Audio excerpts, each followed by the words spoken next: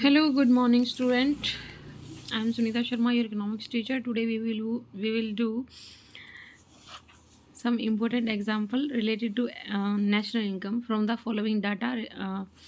Relating to farm calculate is net value added to a factor cost. Factor cost per पूछा हुआ है, ये ध्यान रखना कि फैक्टर कॉस्ट पे है, एमपी है, एमपी मतलब मार्केट कॉस्ट है, और ये आपका फैक्टर कॉस्ट पे पूछा हुआ है। फैक्टर कॉस्ट इसमें पहले दिया, आइटम देखते क्या क्या दिया हुआ, subsidy, sales, depreciation, export, closing stock, opening stock. ठीक है। Intermediate purchase, purchase of machinery of our use and import of raw material. ठीक है। Net value added factor cost, उसमें देखिए जो हमारी सेल्स है उसको ऐड करेंगे। उसके बाद जो हमारा ये चेंज इन स्टॉक रहेगा, चेंज इन स्टॉक कैसे आएगा, क्लोजिंग और ओपनिंग स्टॉक में से ये माइनस कर देना तो हमारा चेंज इन स्टॉक आ जाएगा। उसके बाद इंटरमीडिएट परचेज, इंटरमीडिएट परचेज दिया हुआ है, डेप्रीशिएशन ऑलवेज जो माइनस होता है, और इसमें हमारा आ जाएगा minus net indirect tax. Net indirect tax कैसे निकलते हैं, जो हमारा डायरेक्ट इनडायरेक्ट टैक्स होता है उसमें से हम सब्सिडी माइनस कर देते हैं तो हमारे पास नेट इनडायरेक्ट टैक्स आ जाते हैं। ये मैंने चैप्टर करवाया जो भी बताया था आपको। तो सेल्स प्लस में change in stock, change in stock कैसे निकालेंगे, क्लोजिंग स्टॉक में से माइनस कर देना ओपनिंग स्टॉक। ठीक है।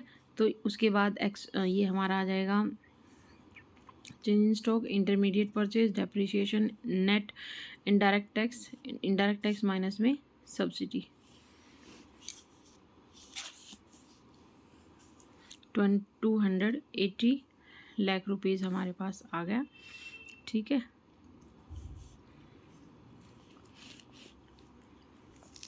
Export are treated as a part of total sales.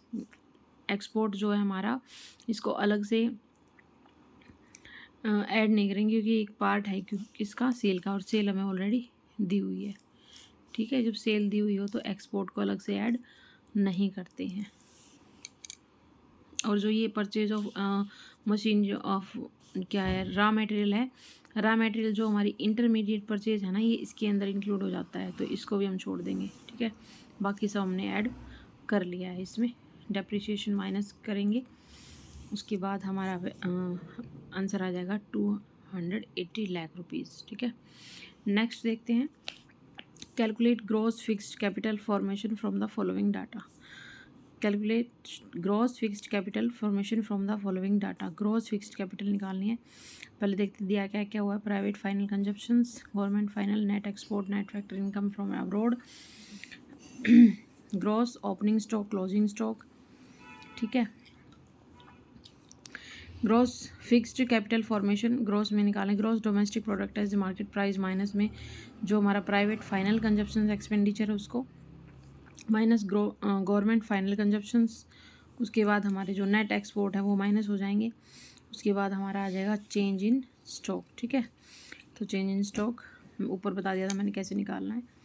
उसके बाद ये हमारी वैल्यू आ गई, gross fixed capital of formation. एक और एग्जांपल कर लेते हैं, calculate net added value factor cost from the following data. Purchase of machinery used in production unit, sale, intermediate cost.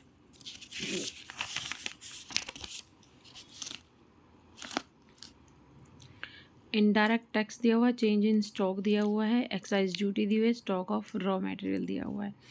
Net value एडूड है फैक्टर कॉस्ट, सेल प्लस में change in stock, minus में intermediate cost, minus में indirect tax. सब value निकाले तो हमारे पास क्या आ जाएगा, net value added factor cost.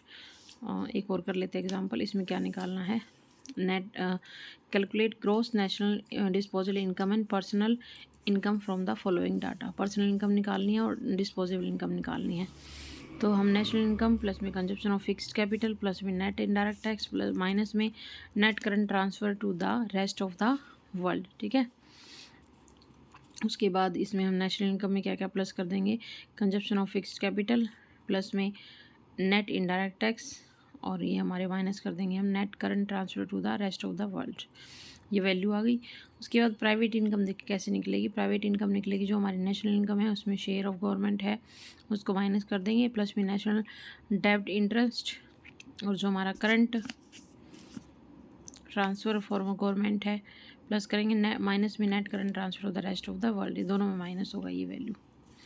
ठीक है, तो हमारे पास ये आ गई personal income, private income minus में कॉर्पोरेशन टैक्स, माइनस में rented earning of private corporate sector, national disposable income आ गई हमारी इतनी और पर्सनल इनकम आ गई हमारी इतनी।